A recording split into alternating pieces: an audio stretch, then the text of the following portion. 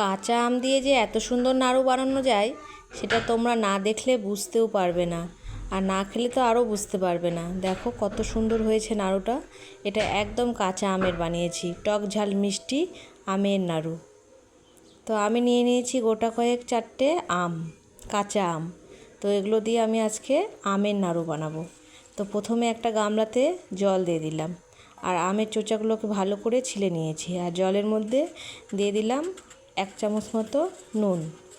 দেওয়ার পরে ভালো করে জলের মধ্যে নুনটাকে মিশিয়ে নিলাম। মিশিয়ে নেওয়ার পরে আমগুলোকে এক এক করে দিয়ে দেবো এর মধ্যে।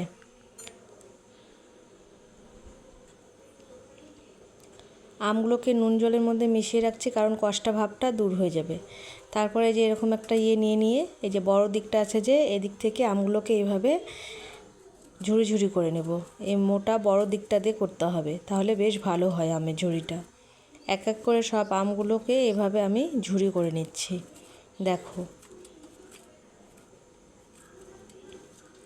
তো আমগুলোকে ঝুড়ি করে নেওয়া হয়ে গেছে। এরপরে 1 চামচ মতো লবণ দিয়ে আমগুলোকে ভালো করে মেখে আমি রেখে দেব জল বের হওয়ার জন্য। কিছুক্ষণ 10 মিনিট মতো রেখে দেব।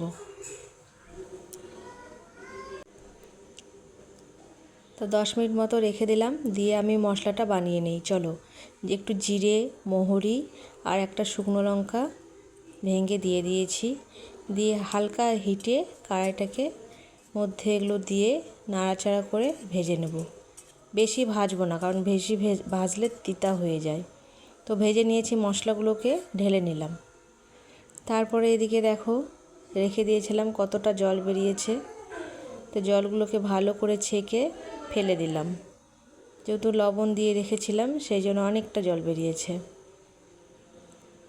তো তারপরে আমি আমগুলোর মধ্যে একটু ঠান্ডা জল দিয়ে দিলাম, দিয়ে ভালো করে ধুয়ে নেব, তাহলে লবণের ভাগটা চলে যাবে।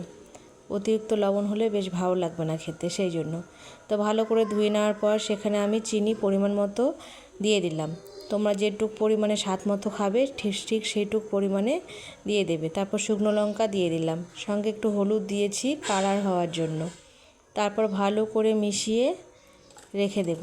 দেখো, তো ভালো করে মিশিয়ে 30 মিনিটের মতো আমি ঢাকা দিয়ে রেখে দেব, তাহলে আমগুলো বেশ নরমও হয়ে যাবে।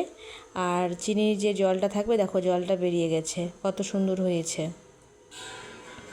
এরপরে কড়াই তুলে দিয়েছি, গরম হয়ে গেছে কড়াই, আর সেখানে আমি এটা ছেড়ে দিলাম। আর এই রান্নাটা পুরো জল ছাড়া হবে, জল দিয়ে না, একদম জল ছাড়া রান্না হবে।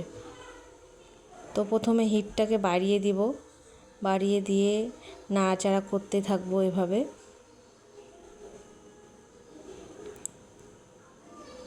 বেশ ভালো করে নাড়াচাড়া করতে থাকবো যেন লেগে না যায়।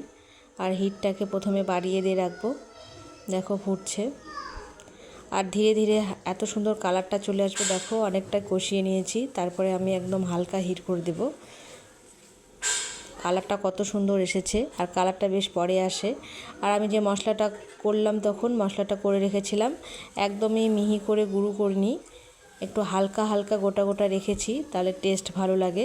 তো সেইটা আমি সঙ্গে দিয়ে দিলাম, দিয়ে ভালো করে মিশিয়ে নিচ্ছি।